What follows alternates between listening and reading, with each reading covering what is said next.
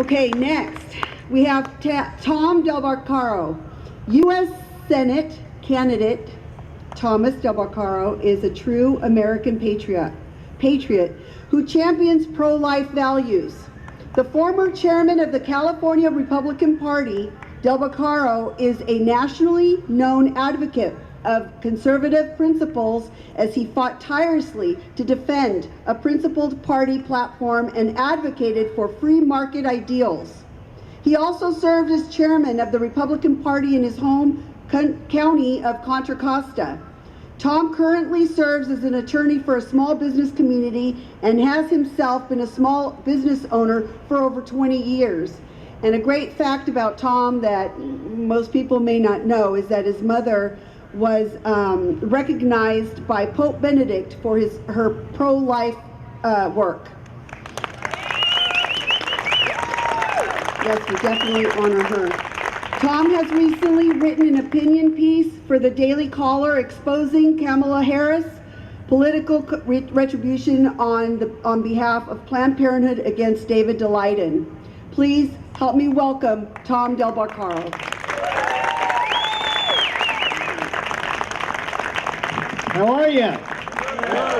Let's do a little better. How are you? Let's give it up for some of these great speakers you just heard. So I want to talk to you about three things basically, but I want to, Steve mentioned a paradox. You ever notice how scientists are dying to find any scrap of life on Pluto or Mars? And if they found a single cell, they'd call it life. But where are they when... I think you get my point. Let's talk about three things. First of all, the Supreme Court. Because this next appointment to the Supreme Court is the most important appointment since the New Deal. Most people forget that the New Deal was originally struck down by the Supreme Court, and then FDR bullied the Supreme Court and got the government he wanted. Now, the Supreme Court is basically 4-4. It used to be, with Scalia there, that we had someone we can count on to keep, at least the best he could, our government inside the Constitution. But if we trade Scalia for another Kagan, then the Constitution is in deep, deep trouble. So whatever you take away from today, understand how important the next Senate is, how important this current Senate is, and who's choosing the next Supreme Court nominee. The person who chose the nominee now obviously doesn't believe in what you or I believe. He's picked someone who thinks that he can change the Constitution, meaning that Supreme Court nominee has the right to change an amendment through the judicial process. Those amendments are ours. Americans put them in, and only Americans can change them. So please, going forward, understand how important this nominee is. We cannot let the law fall behind 5-4 on the Supreme Court. That's number one.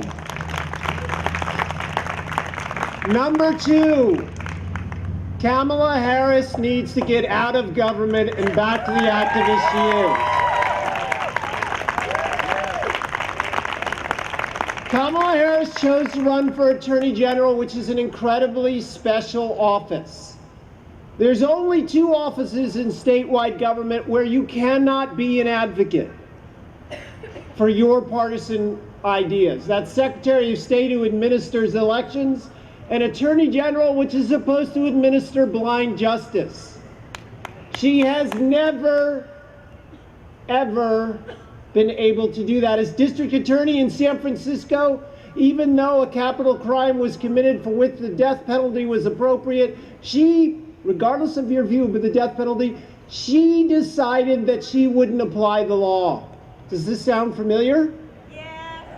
And so she did not, even though that police officer was killed. In San Francisco, we all know about the Bay Bridge overruns. It was ill-designed by T.Y. Lin Company, and they deserve to be investigated. But apparently the Attorney General's office doesn't want to do that, and perhaps the $8,000 contribution by T.Y. Lin to her campaign is the cause. Now, we all know that Planned Parenthood has given her tens of thousands of dollars. We all know, or you should know, that she actually has on their website promoting Planned Parenthood and asking for support. You cannot administer blind justice if you're cheering for the person or entity that has allegedly been wronged. In fact, most people rationally believe that Planned Parenthood committed the crime and David Daleiden just exposed it. She cannot be given a promotion from Attorney General to the U.S. Senate because we don't need an Eric Holder inside the U.S. Senate. Monday night, and you can watch it on Channel 11 or Channel 3 if you're in the Valley, we have a debate for U.S. Senate. It's going to be me on the far right of the side of the stage, and Kamala Harris is going to be right next to me. I want you to tune in and see what's fun I'm going to have and what surprises I have for someone who shouldn't even be Attorney General, let alone U.S. Senate. So remember, number one, the Supreme Court matters. Number two, no promotions for Kamala Harris. And number three, I hope you'll support me in my effort to put government inside the Constitution and to have someone actually run for office who believes in the sanctity of life. Thank you very much.